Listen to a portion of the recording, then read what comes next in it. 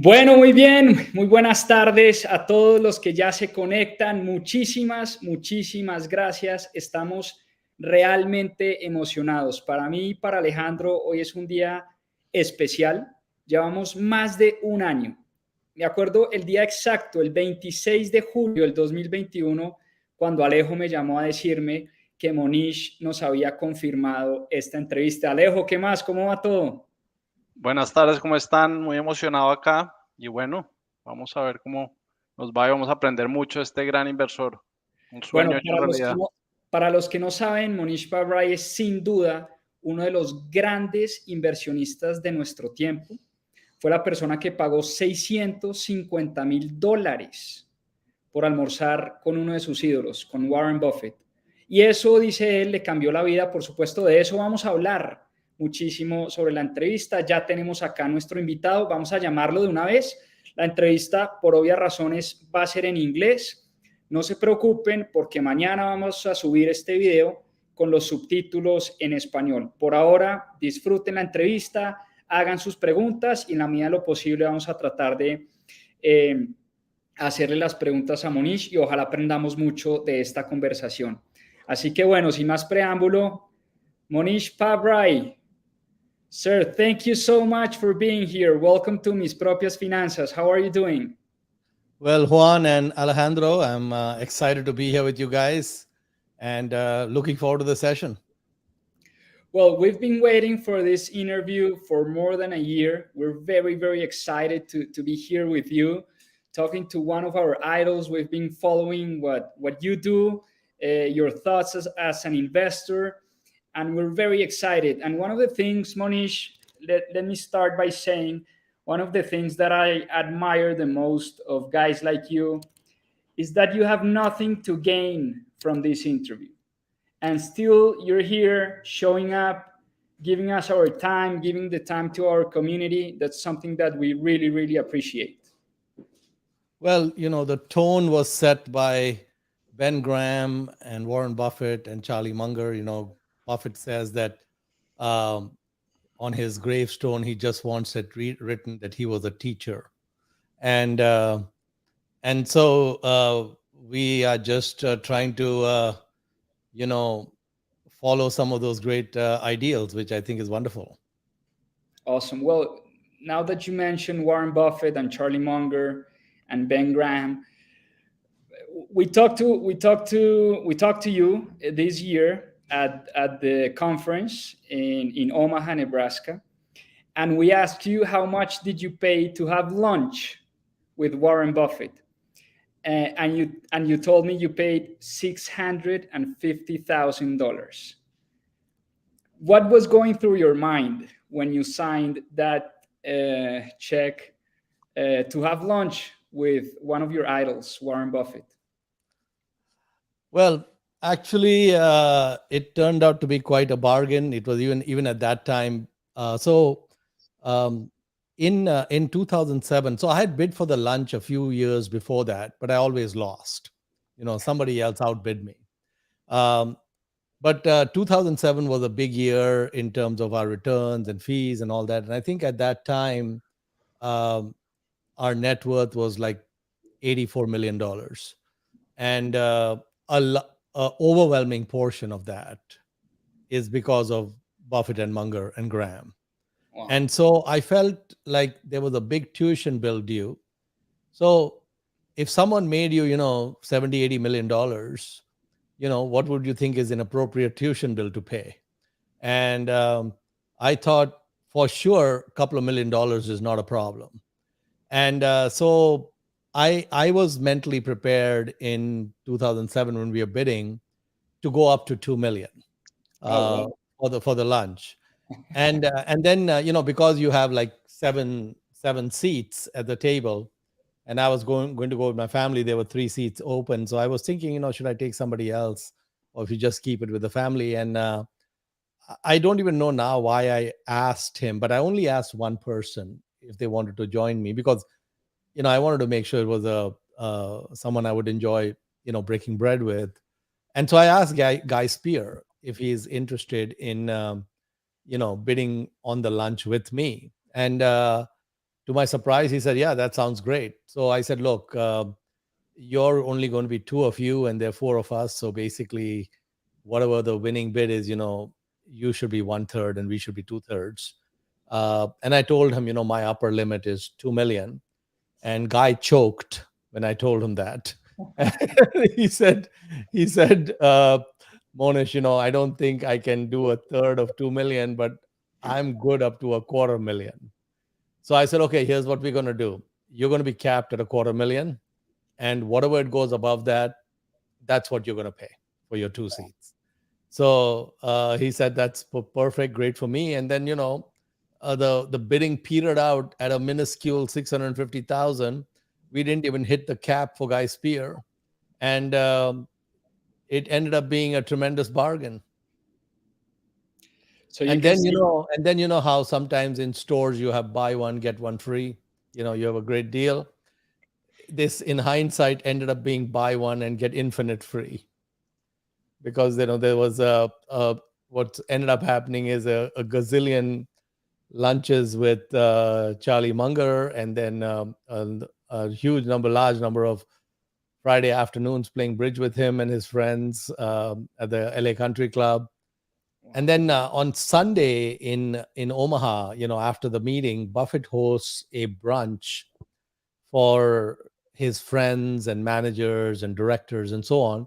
So every year after that, Guy and I would get an invite to that brunch. And, when we would go for that brunch, sometimes I would tell Guy, don't look, but right behind us, Bill Gates and Bono are talking. Okay. There would be NFL players there. There would be Hollywood actors and actresses there. There'd be like who's who. The only two yo-yos in that room used to be just Guy and me. Everyone else was somebody. And every year I used to tell Guy that this is going to be the last year. They're going to figure out we are not worthy of being in this crowd, and the invites are going to end. But the invites have continued. And so, this has been from 2007 to 2022. And, for pandemic, there was no meetings and all that. But so buy one, get infinite free. How can you beat that? Wow. And can you tell us something special that happened during that launch, something that Warren said that stayed in your mind forever? Well, my only objective in bidding for the lunch was to thank him. Okay. I just wanted to look him in the eye and say, Mr. Buffett, I made all this money thanks to you. I learned a lot of great principles in life thanks to you. And I have a huge journey, hopefully, in front of me, which all this compounding is going to take place thanks to you. So I owe you a lot, and this is just a small token of what I can do. So that's all I had in mind. I didn't particularly have anything more than that in mind. I just wanted to thank my guru. And, he was alive at the time I was alive. He was willing to take a bribe to sit down for a meal. Life was great. And when Buffett comes to the lunch, his mindset is totally different. His mindset is whoever paid whatever they paid, he wants them to think they got a bargain. And so he tries very hard to deliver a lot of value. So sometimes I would ask an innocuous question like, hey, there used to be three of you. Rick Goren was one of the three of you who were together in the 60s making deals. And then we've not heard from Rick in so long. And are you in touch with Rick, right? And then that question got converted. He said, yeah, I'm in touch with Rick. I play bridge with him and so on. And he got converted into a lesson on leverage, because Rick lost a lot of his money in 73, 74 because he was levered. And Buffett said he bought a large number of Berkshire shares from Rick Goren at $40 a share, which today is more than 400,000. It's a 10,000x from then in the last, less than 50 years. And so he was converting these. And of course, what happened since then is that when I used to meet Charlie for bridge, Rick used to be there. So then it became like I was playing bridge with Rick and Charlie. And, I'm like pinching myself. Okay. So here's this Indian guy from the suburbs of Mumbai. And I'm asking Buffett in 2008, what happened to Rick and all that. And then a few, 2-3 years later, I'm at the LA Country Club. Before the bridge game, we used to have lunch, the 4 or 5 of us used to have lunch together. And I was sitting one time, lunch, and Rick and Charlie were sitting directly in front of me, right? So there were just 3 of us because the other guys hadn't shown up yet. And I'm like saying, is this surreal or what? Okay. These 2 guys sitting. So I'd ask them, hey, listen, tell me about some of the interesting stories of the deals you guys did together in the 60s, right? And then they would start laughing and they would tell me about these deals. And if you want, I'll just tell you one quick story that came out there, which is it's hilarious.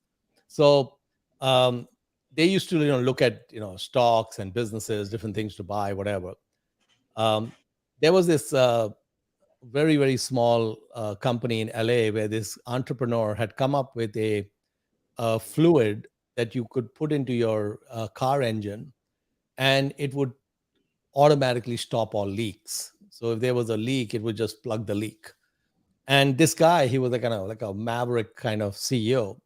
He used to go to different auto mechanic shops and whatever with his gun, and he would with his own car, he would open the engine and he'd shoot the gun at the engine and he'd blow a hole in the engine. Then he'd pour his liquid and suddenly there's nothing being leaked. Okay. So that's how the guy built sales. Okay. That was his approach to building sales, the ultimate demo, right? And so anyway, what happens is that this guy he passed away, and the company actually was upside down. There was more debt than equity and so on. So Munger and Rick wanted to buy this company. What they did is they bought all the bank debt at pennies on the dollar, and they effectively had control. And they could have taken, because the equity was basically worthless. And but they wanted to be fair, and more than fair, to the estate. So the guy had a mistress, and his wife did not know that there was a mistress till he had passed away. Okay. And the mistress was a blonde with well endowed breasts, and she was a nurse. Okay. Pretty young. Okay. So what this guy did is, in his will, he made the wife the executor of the estate, but in the will, he gave quite a bit of money to the mistress. Wow. Okay. So you got one woman controlling the distribution and all of that, and the mistress having some money coming, and the wife was so pissed off. I mean, she was beyond pissed off. She was like, first she was grieving, and then she was very upset. In the meantime, Charlie and Rick don't want to just take the company. They want to make some payment to the wife and the mistress, and get them to sign over saying, okay, yeah, we agree with the deal and all that. Just they wanted to make it like a friendly deal. Neither of them wants to sign on anything with the other person. They're both upset with the other person. So Charlie's saying that he's trying to kind of get these 2 women to see the light, that listen, yeah, I know you're upset and all that, but look, there's a little bit of money that's coming to you. What do you care if there's some going to the other person? All this is already done. The guy's already dead, and this is reality, and we need to move on. So he arranged to meet the mistress at the California Club. The California Club is kind of like a lunch club in downtown LA, very ornate. It's like one of these, old money clubs, whatever. And first time I met Charlie, I met him at the California Club. It has a very ornate dining room, like huge 40-foot ceilings with Michelangelo type art on the top and all that. So Charlie invited the mistress over for lunch so that he could, schmooze her and talk to her and calm her down. So she came directly from work. And so she came here in a nurse's uniform. And the nurse's uniform was about 3 sizes too small. Okay. And so Charlie's saying, I'm sitting at my usual table at the California Club with this blonde with well-endowed breasts, where, in his words, there were tits everywhere. And the rest of the members in the club, I mean, they're aghast, like, what's going on? Mr. Munger is one of our esteemed members, and apparently he's meeting a porn star, okay, for lunch. Anyway, Charlie said he was able to pacify the women. They were able to get them to just be cooperative enough to get their deal done, and then they moved on. So this is what went on at the lunch and bridge games. What can I say? That's amazing. That's so funny. So I guess you've had the time to talk to Warren, to talk to Charlie, be friends with him. Alejo, why don't you ask Mohnish the question about how he analyzes companies? Yeah, Mohnish, one question I wanted to ask you is a little technical, but I think is important. And is, how do you read an annual report? Like, what is your schedule? Like, you go to the business session, then you read the risk, and how do you draw your circle of competence, like to pick what annual reports to read on? Well, I think as far as circle of competence goes, to ask the question is to answer it. So if you are wondering whether something is within your circle of competence or not, the answer is it is not in your circle of competence. If something is within your circle of competence, you would know how to value the business. You would know how it makes money. You would know what is the likely trajectory of that business within some ranges and boundaries. So it depends on the business.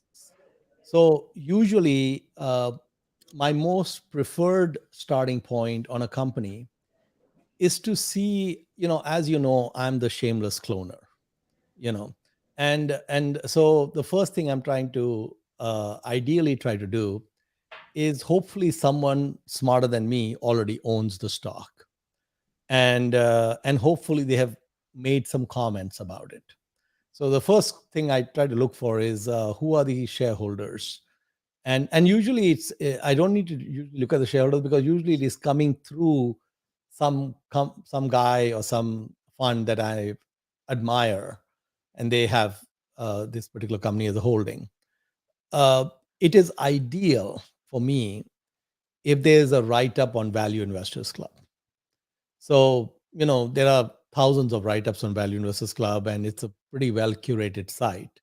So when I find a company that's on my radar, the first thing I look for is, okay, is there a WIC write-up? And even if the write-ups are old, I will print off all the WIC write-ups with all the messages and all the comments, everything on all the write-ups. That's the first thing I want to read, because that is giving me a digested, condensed view of the business that would take a long time if I just sat and read the annual reports. This is someone who's already digested a lot of the data, and I can ratify that later, but at least it's giving me a head start. Because the first thing I'm trying to do is, anytime I'm looking at a business, I'm looking for a reason to stop looking and take a pass. So the WIC write-ups are designed to help me get to a point where I say, no, I thought this might be interesting, but it's not that interesting, so I can let it go. If I get past the WIC write-ups and I'm still interested, usually if the company is giving us letters to shareholders, and it appears that those letters to shareholders are not written by a PR firm, then not the entire annual report. I'll have my assistant just make a PDF of all the 20 years of letters, 20, 30 years of letters, starting with the oldest one. And then I just read the letters, because then I can say, okay, what were they saying in 95? And then what happened by 2000? What were they saying in 2000? What happened by 2005? I can just see kind of what they were saying versus how the trajectory of the business has gone subsequently. The other interesting thing about reading these letters is, especially reading them in the past, for example, we know that in 08, 09, a tsunami is coming. We know that. So when I'm reading the 2005 letter or 2006 letter or 2007 letter, they don't know that, right? But I know that. So it's like you're about to go off the cliff down the waterfall, but you don't know that. Then they're in the waterfall, and then they're finally at the bottom. So you can see that whole thing play out in the letter. So that kind of gives you a view how the company deals with, how resilient the business model is and the adversity. Same thing with the pandemic, right? We can see what 2018, 2019 looks like, and then suddenly the pandemic hits, and kind of it's throwing some businesses are getting tailwinds, and a lot of them are facing headwinds. Um, if I am still interested in the business after reading the letters, then I go to the transcripts. So now the transcripts can be a little bit more, it's actually definitely not written by a PR firm, right? Because this is actually investors and analysts asking questions and so on and so forth. So I'm not that interested in the prepared remarks in the transcript, because that will be similar to what's in the reports and the annual reports, because they're controlling that messaging. But especially the companies that don't write their own letters, etc., I'm really interested in the Q&A. And of course, I have to sift through stuff because the analysts will ask some stupid question about next quarter. Do you expect to beat by 1 penny or 2 pennies, and that sort of thing, which is not really relevant. But what I'm looking for is, when different questions are being asked about the business and they're making different comments, I have the full future in front of me, and just how did that unfold? Did they underpromise and overdeliver, or did they overpromise and underdeliver, or are they conservative? Are they aggressive? Those sorts of things. We can then look at the proxies, because that gives me a good feel for the stock dilution and comp plans and all of that, how that is playing out. And then after all of that, if I'm still interested, then we start plowing into the financials and different parts of the annual report, risk factors, and so on. So that's usually the journey. Do you talk to managers at all of companies? For the longest time, I didn't talk to managers. Now, especially the ones that are not in the US, I basically would not invest without having had plenty of interaction with the senior management, CEO, and so on. If it's a large US company, there's not that much you're going to glean. And also the availability will not, they will not be very accessible to you. So you might be able to get to the IR department of some of the large companies, but may not be able to get beyond. Maybe you get to the CFO and so on. So it depends on the. I would say that one of our investments is Micron. I've met Sanjay and I've had some interaction with their CFO and so on, but I think all of that was really irrelevant to the thesis. Let's talk about Micron. How much of your portfolio does Micron weight? It used to be a lot larger, but due to our drop in prices in 2022, well, it might still be similar proportions, but I would say, I think at one point Micron was around 20% of the pie, 25% of the pie. It may be a little bit less right now just because things have come down a bit. Can you tell us what are you seeing in Micron, for example, that makes you invest 25% of your money in one single company? Well, we didn't invest 10%. We have a 10% limit on what we are willing to invest in a single business. So it became higher because it appreciated. But I am going to duck that question, and I'm going to probably duck a lot of questions related to what we currently own or what we're looking to buy and so on. So I will take a pass on that. At some point, we won't own Micron. We can then discuss it freely. But right now, I'll just take a pass. Sure. Alejo, go ahead. So something super interesting to me, and Buffett talks a lot about this, is the concept of inheritance. I heard you are not going to leave your inheritance to Monson and your other kid. Can you talk a little about that? Well, I mean, I think Buffett says that uh, large inheritances do more harm than good. Um, so I think he has a quote. He says, "If you are Jesse Owens' son, Jesse Owens was a sprinter who ran the Olympics in Germany in front of Hitler. He's saying if you're Jesse Owens' son, um, you're not going to become a great sprinter by starting 100-meter dashes at the 40-meter line. That's not going to make you a great sprinter." He says it's okay to put Jesse Owens' son at the 10-meter line. Maybe not at 0, but 10 is okay, but not 40. So I think if you were to give some boost to your gene pool, that may be helpful. But if you gave them, a very large amount where they don't have to work for the rest of their lives, it's like an IV drip in their arm, he considers that the same as people on welfare. The trust fund babies, as he calls them, basically the same as people who are welfare, food stamp recipients, and so on. And so I agree with that. I think that my journey has been very exciting. In fact, I think one of the best things that happened to me was that my father went bankrupt many times, but he went bankrupt when I was 20 in college. If I wasn't clear about it then, I was very clear about it at that time that there was no inheritance coming.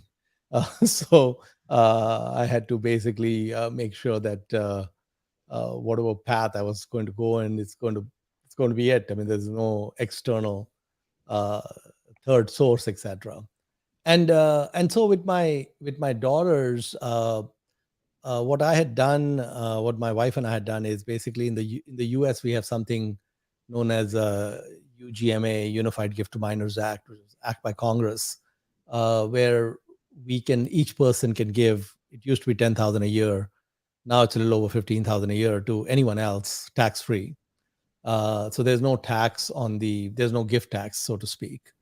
And so what we had done is basically we would put $10,000 each into each of their accounts when they were very small. And then we kept doing that. And then I managed that account.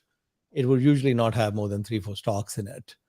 And the way the UGMA is set up is they get full control at 18. And I wanted the full control to go to them at 18. I mean, they could have taken the money and bought a Ferrari or several Ferraris, or gone and become drug addicts or whatever else. But I felt like we had 18 years to transfer values to them. And if we didn't succeed in transferring values in 18 years, then the money was not the problem. There were other problems. And so I think when my daughters were 12 or 13, I explained that this account existed. And I explained to them that there's not anything else coming to them besides this account, and that they would get full control at 18. And what I told them, actually, what I wanted them to try to do is I told them, do not pursue careers or degrees which will pay you the most. Try to pursue a career path that you would be most passionate about. And since you have the money had actually compounded quite well. It was 7 figures. They were going to do well. And I told them, look, if we are not doing well when you turn 18, college is taken care of. You don't need to worry about college. As it turned out, when they turned 18, we were still doing fine. So we paid for college, didn't really touch that money. And they both made choices which were very different than their friends. They actually focused on what they were truly interested in doing. And so now they are in their kind of mid-20s. And I couldn't be prouder. I couldn't be prouder of them. And I think that inheritances, even small inheritances, really need to come to the person before they're 30 or 35. After that, the ability to really have trajectory changes is limited. People are buying homes, or they're trying to start a business, or whatever else. So my older daughter, Monsoon, has, the apple fell directly under the tree. I never told either of my kids to ever look at the investing business as a possibility of a career. So I was surprised when she mentioned that's the path she wants to go down. And she's getting a fund off the ground. It has a few $1 million. But this sum of money on the side gave her the confidence, she quit her job and start doing this. And so it's actually being used in a manner that I couldn't have thought of a better way that it could be used.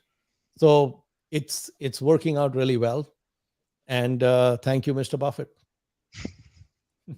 We want to invest in your daughter's funds. So how can we get into that?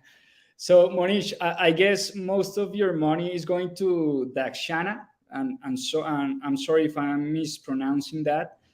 But let's talk about your foundation, the way you're giving back to society, to your country, to the people in Mumbai and the rest of India, because I think it's just amazing, your philanthropic initiatives. Let's talk about your foundation, Monish. Yeah, sure. So, I think once I came to the conclusion that large inheritances are a problem, you really are left with only one other choice, which is to give it back to society. You can send the government more money, but that's not a really great use of the resources. And I actually did not want to create a foundation and so on and have it doing its own operations and so on, because I just wanted to have a simple life. I was looking for a charity or foundation that I could just write checks to and be done with it. And when I started looking at this whole area in 2006, 2007, I was very disappointed. Basically, what I found is that most of the people involved in the philanthropic side, running different charities and foundations, they have great hearts. If they're honest, they have very good hearts, but they don't have business sense and they don't understand capital allocation. And actually, charities need to be really good at capital allocation, because that's what you're basically doing. You're taking resources and trying to channel them into areas that would have the greatest good for society. And what I found is they really didn't think about it that way. And when I looked at their reports, they just do things where the pictures will look interesting to donors and they can use that to get more money and so on. But they really did not really try to go down a path of maximum benefit out of every dollar that was being spent. And that was my focus. Is I wanted the greatest societal impact that we could have for every penny that we were going to put in. And one of the things about philanthropic and charitable endeavors is probably 97-98% of causes are very difficult to measure outcomes. Measuring outcomes for these causes is really difficult. If you have a large homeless population and you decide you want to distribute free needles to all of them, that's a good undertaking. It's going to do good. It's a good thing to do. How do you measure the outcome? I don't know how you measure that outcome. I have no idea how you'd measure that. So what we did is, like Munger says, always invert, is I said, we're not going to look at any endeavors where measurement is difficult. I'm going to make my life easy. I'm only going to limit myself to endeavors where I can measure outcomes easily. And I was biased towards education because I thought that had a multiplier effect. And so Dakshana went down a path of identifying really bright kids who are very poor, 16 to 18-year-olds. And then we basically pretty much take over their education. And then we try to get them to the elite, the MITs of India or the Harvard Medical School of India and so on. And we've had very high degree of success. And in India, these schools, once you enter, they are almost free to attend because they are subsidized so heavily by the government. And what little fees or, room and board you got to pay, any bank will give you that money, or people are giving grants and so on. So the difficult thing is getting in, because there are a large number of people applying. Like for the top medical schools, 2 million people a year are applying for something like less than 10, 15,000 seats. For the IITs, more than 1.4 million a year are applying for 15,000 seats. So getting in is hard. Now, what we've been able to do, which has been so exciting, is we have a 70-80% success rate, whereas the normal success rate is like 1 to 2%. And so we've had, now it's been about 15 years. And so now the oldest kids are approaching 30 and such, and their careers are starting to flourish, and they're doing great. So it's been wonderful to watch how that's been unfolding. That's amazing, Monish. Thank you for that. And you're pretty much into education. And when I see your library, I see a guy who's pretty much in love with books and with knowledge in general. Two questions. First one, how much time do you spend a day reading? And the second one or two books that you can recommend if we want to learn about investing. Well, I mean, my job description is reading and thinking. Actually, it's three things. It's reading, thinking, and then talking to Juan and Alejandro. That's my job description. So basically, pretty much, and the good news is, I'm an introvert.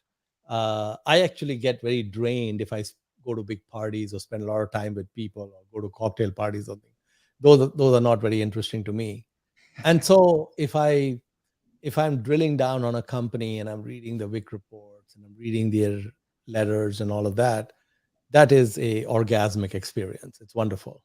When I'm not doing that, then I'm reading different books, a wide range of different subjects.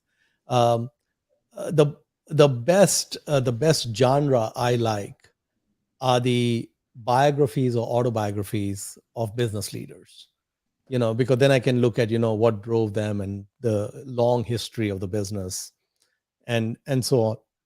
So those are the most interesting.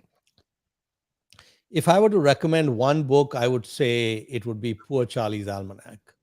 I would say that I try to reread that book every year, and every year I read stuff that I can swear I never read before. So it's like it's the gift that keeps on giving.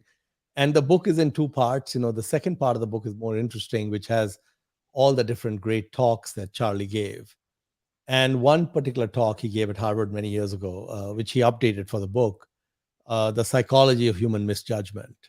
I think that is just incredible. It's about 50 pages in the book. And if you mastered and incorporated the lessons of that essay, it would give you a huge advantage in life. One thing I realized with all the time I spent with Charlie is I realized that, okay, he's got incredible horsepower, horsepower beyond anyone I've met. But it's not just the horsepower. He's pounding into his brain close to 400 or 500 books a year. I mean, the prolific rate that he's reading is very high. It's more than a book a day. So he's pounding in 400 or 500 books a year, probably for the last 7 or 8 decades that he's been pounding. So, if you take 80 years, that's like 40,000 books. It's a lot of books. And then plus there's annual reports and newspapers and magazines and all of that. But that's not even it. The thing what Charlie has done, and that's why that essay is so important. So he has the amazing brain, and he's populated that brain with a lot of data, which is important data. But the third hack that he has is the hack of mental models. So what he's done with all that 40,000 books of whatever he's read and all the life experience he's had is he's figured out certain hacks about the way humans are. And if you figure out those hacks, which is what he mentions in that essay, because that essay basically in effect took him 50 years to get the wisdom to write that essay. That gives you just a huge head start. So the thing is that the mental model hacks. So I'll give you an example of like one of the mental model hacks, right? So Buffett says that if you hang out with people better than you, you will get better. If you hang out with people worse than you will get worse. So there's a gravitational pull either way. Now, it should be apparent that we should hang out with people better than us. But then the question is, how do we know someone is better than us? And one of the hacks that Charlie uses is that sometimes you're going to meet some people and it's going to be obvious that these are amazing, great people, high quality people. Going to be very obvious. Bring them into the inner circle. I asked Warren at the lunch, I told Warren, how come you are such a great judge of humans? He said, Mohnish, you are mistaken. I am not a great judge of humans. He said, if you put me in a cocktail party with 100 people, and I met all 100 of them for, let's say, 2 minutes, right? He said, I could probably tell you that 3 or 4 people were amazing, great people. I could probably also tell you that 3 or 4 people are people I want to have nothing to do with, right? And the other 92, I would not have any interest in. I would not know how to rank them or rate them. So the hack that Buffett uses and Munger uses, they will not try to figure out the 92. That's too much work. They will just bring in the top 3-4% into their circle, and they will treat the bad people and the unknown people the same, which is take. So basically, now this is unfair. Someone could be really good, and now you've excluded them. But the thing is, because there are an infinite number of humans on Earth, and therefore mathematically there are an infinite number of great people on Earth, because 3% of infinity is still infinity. The fact that you exclude a lot of great people, there's no penalty to be paid. Just like if we buy a great company and exclude a great company, we don't pay a penalty. But if we include a bad company, we pay a penalty. So the hack is that you don't try to figure it out. You just go with the no-brainers. And so now that becomes really fast, right? In terms of sifting through humans and all that. So even when they're looking at companies and businesses and business leaders and all that, they just look for, are they in the 3-4% I obviously know are great? And so just this particular hack would give you a huge leg up, because most humans will, first of all, they won't even have this model of, not interacting with people not so good.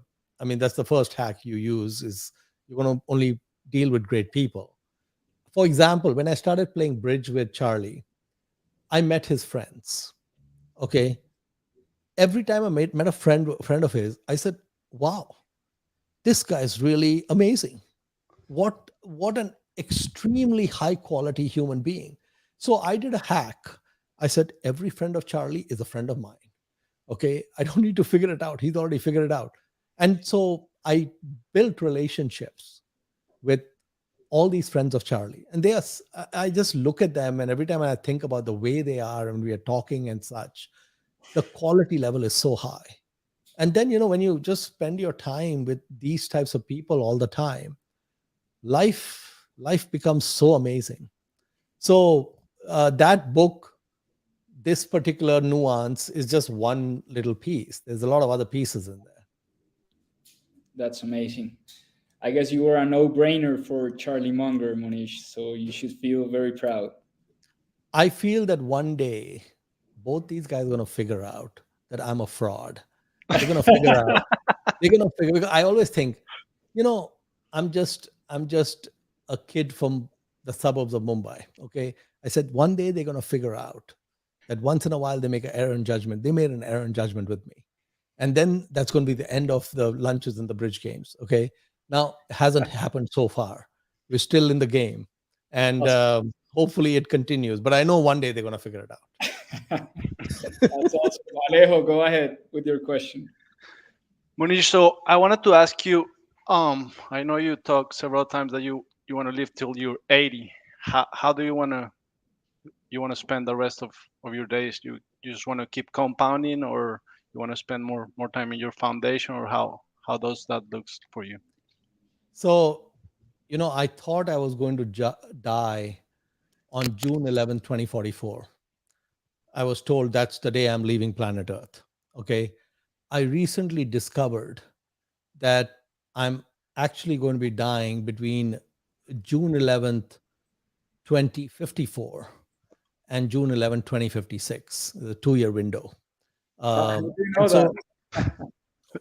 we might have to do another talk, but we'll try to get to it. Okay. It's a huge advantage, as you might imagine, Juan. It's a huge advantage if you know when you're going to exit. You know, if we know when we're going to exit, then we can plan backwards. Okay. So This conversation is turning very esoteric, Mohnish. I will try to see if we can get to how to get to your exit date in a second. But I was really elated recently when I was told by the life expectancy calculator on the MetLife website for free that I'm actually. So what I did is I went to Google, because I always assumed, 58-year-old male in the United States. So say, yeah, you're 80, 81, you'll be gone. Okay. Then I went to Google. I said, life expectancy calculators, etc. And they asked me 50 questions. You smoke, you drink, this, that, all these different questions. And when I answered those questions, they said, well, some said I'm going to be going at 90, and some said I'm going to be going at 92. So I was really excited about that, not because I want to live more. So they asked Buffett a while back, I think he was asked a question, Mr. Buffett, what is one wish? If you met a genie, what is one wish you would want the genie to give you? So he said, the only thing I wish for is that when they look at my corpse, they say, man, he was old. Okay. And he doesn't want to live for a long time for the sake of living for a long time. He wants to maximize the compounding runway. Okay. That's the reason he wants to live for a long time. I don't have any particular interest to live to 90 versus 80, whatever. I'm perfectly fine if, I drop dead tomorrow, no problem. But the thing is that 90 or 92 would be really cool because it adds another 10, 12 years of compounding. It is all about how many doubles. Okay, life is all about how many doubles. And if I get another 10, 12 years, I can get maybe 2 or 3 more doubles, maybe 4 if I'm lucky. That's huge, man. It's all about the doubles. Now, let me try to answer your question about when you're going to die, Juan. Anytime you have any questions of anything, just go to Google. Okay. Google will answer the question for you.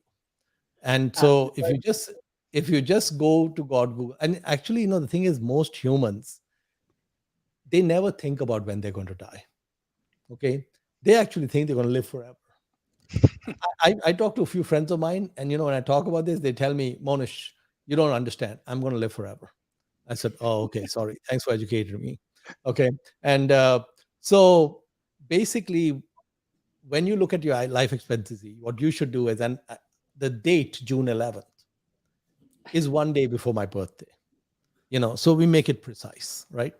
So now I know the exact day, month, year, everything. And now I have 30 or 32 years to plan it out.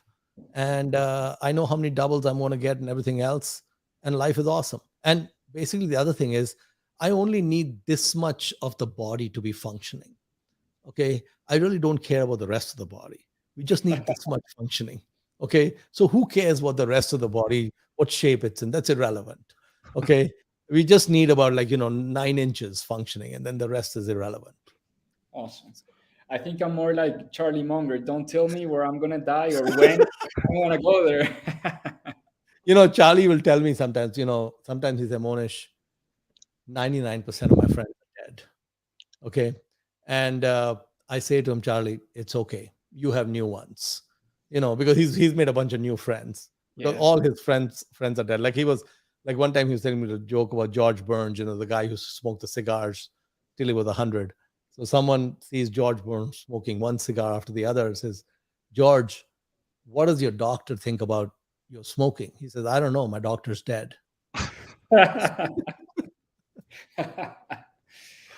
Mohnish, I wanted to ask you, for someone who is starting in the world of investing, who is investing for the first time, I bet there are plenty of first timers listening to you. What advice would you give them? Well, I mean, I think that if you're starting out and you're investing, number one, you actually have to make real investments.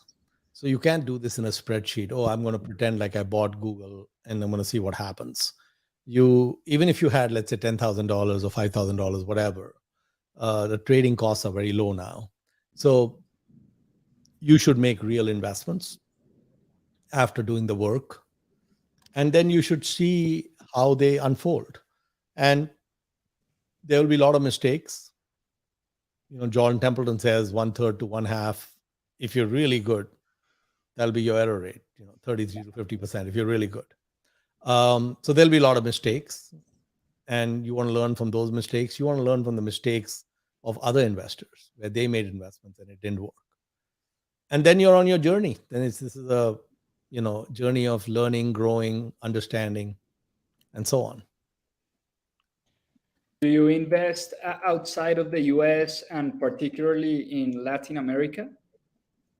I've had some investments in Latin America, not a whole lot.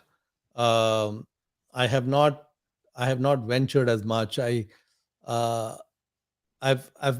spent a fair amount of time in South Korea, a little bit of time in China, a lot of time in India, and a growing amount of time in Turkey, and such. So I would say out of all these geographies, Turkey is the most interesting to me because it's the most dislocated market.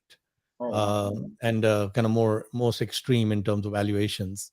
But I think that in Latin America also, because you have some, crazy, kind of leaderships and economic policies and so on. So you sometimes some really good companies can be masked with some, overall macro conditions and such. And at the end of the day, what really matters is how that business does long term, not how the country does long term, but how the business does long term. And how about ETFs, indexes? For example, if I wanted to invest in Turkey, but I know nothing about the Turkish economy, how about buying like an ETF of? Well, I mean, I think the problem Turkey has, it has a very high rate of inflation, and inflation is a very strong headwind for investors. I would say that something like 95, 97% of the stocks in Turkey are not investable because they're facing this big headwind. So an ETF is going to buy a basket, which is not going to be helpful. But I think, for example, if you just use one filter, which is saying that I only want to invest in Turkeys where the revenue is in euros or dollars only, and expenses could be partially in lira, you're likely to do really well. So, for example, there's like a juice company that's listed, 98% revenue with exports to Europe, and Turkey has free access to the European market with no duties or tariffs. So that business actually does really well in the light of heavy inflation because their costs actually in Turkey are going down, and their revenues in euros is very stable. So Turkey is a place where the first filter is out of 200 listed companies, you would get down to something like 10 companies. And then you would drill down on those 10 companies. So yeah, if you could get an ETF which was focused on Turkish companies with euro earnings, you're home. Awesome. Wow, that's great advice. People are saying they're having $1 million lunch right now, Mohnish. Well, like they say, the best things in life are free. Exactly. Long live the internet. Exactly. Alejo, go ahead.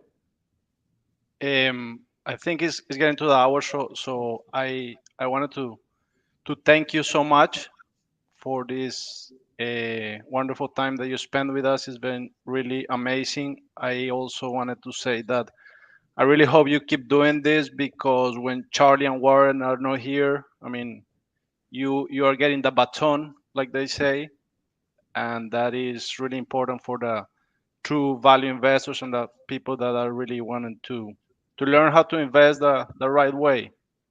So that's what I wanted to say to you. Thanks so much, Mohnish. Thank you, Alejandro. Well, the good news is both of them are very healthy, and stress-free. like Munger was recently telling me that he still has all his original teeth. And he's going to be 99 in January, and he said that all his friends who worked out are all dead, and he has not worked out even 15 minutes in his whole life, and so he said, I saved so many thousands of hours not working out because that gave me time to read. But anyway, what I would say is that they have been wonderful teachers. They have a number of great students. The baton is not being passed to me. There are lots of people who have done really well with their approach. And so I think that will be with us.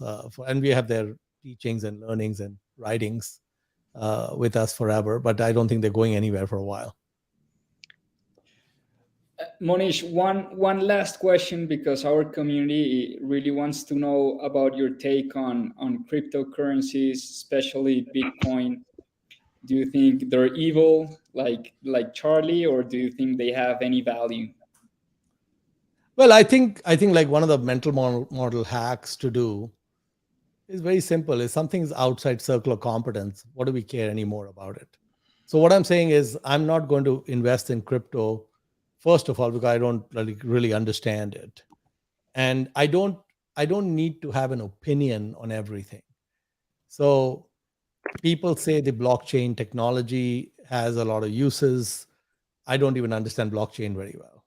So my take is that this whole area is an area that I've not spent much time in.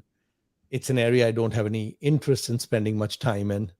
And, it's just like, one of those 96 people in a cocktail party where you don't need to really understand what's going on. I think you can have a very healthy, productive life with plenty of returns with no crypto in the picture. And if you could give your money to one of the greatest investors of all times, Guy Spear, Warren Buffett, Charlie Munger, Lilu, who would be the one managing your portfolio? Well, if you gave me those four choices, I would probably go. Pardon? Cathie Wood in the list. Yeah, as well. with those five choices, I'd go with Lilu. Lilu? Yeah. Why? Well, it was very close between Lilu and Kathy, but I had to choose Lilu. Awesome. Well, Mohnish, as Alejandro said, thank you so much for your time. It is a privilege to be talking to you. As I said at the beginning of the interview, you had nothing to gain from this interview, and you were still here showing up, giving us your time, giving your time to our community. And we really, really appreciate what you're doing for us and for all value investors that are listening to this interview. Well, Juan and Alejandro, I had a lot of fun for the last hour, as you can tell. And that's what life is all about, is make it fun and try to learn a couple of things along the way. So thank you for the opportunity. And I also appreciate the work you are doing for the community. So thank you. Awesome. If you're ever here in Colombia, just give us a shout. We'll be happy to take you to lunch. I might take you up on that. Thank you. Awesome, Mohnish. Thank you so much. All right. Thank you. Bye. Bye. Bueno, realmente increíble la entrevista que acabamos de tener. Alejo, ¿cómo la vio? Impresionante. No, espectacular, sí. Muy chévere. Muy down to earth, como decimos acá en Tampa. Totalmente, no, totalmente humilde, entregando su conocimiento, hablando como si estuviera hablando con cualquier amigo y pues lo que le dije al principio, no tenía absolutamente nada que ganar de esta entrevista y aún así nos dio 1 hora de su tiempo y como él lo dijo, él le gusta es leer, estudiar, analizar compañías y no hablar con nadie. Y nos dio 1 hora de su tiempo, así que yo por lo menos me siento privilegiado, espero les haya encantado esta entrevista. Como les dije, para los que de pronto no tuvieron la oportunidad de entender el 100% de lo que hablamos acá, no se preocupen, mañana mismo la subimos para que la tengan con subtítulos. Son muchas las enseñanzas que deja esta conversación. Yo tomé un montón de notas, también se las puedo compartir de pronto en un tweet o en un correo. Voy a tratar, yo siempre tomo notas ahí desorganizadas, voy a tratar de ordenarlas y compartirlas. Oiga, Alejo, muchas gracias por cuadrar esto, de verdad espectacular, como siempre, compartir este espacio con usted y bueno, seguiremos aquí dándole duro al value investing y tratando de pescar a otro gran inversionista. A ver qué se... Muchas gracias por la oportunidad y bueno, a seguir aprendiendo. Eso, papá, eso. Un abrazo, Alejo. Saludos. Bueno, muchas gracias a todos. Un abrazo, como dice Alejo, a seguir aprendiendo. Nos vemos en una próxima oportunidad. Chao, chao. Que descansen.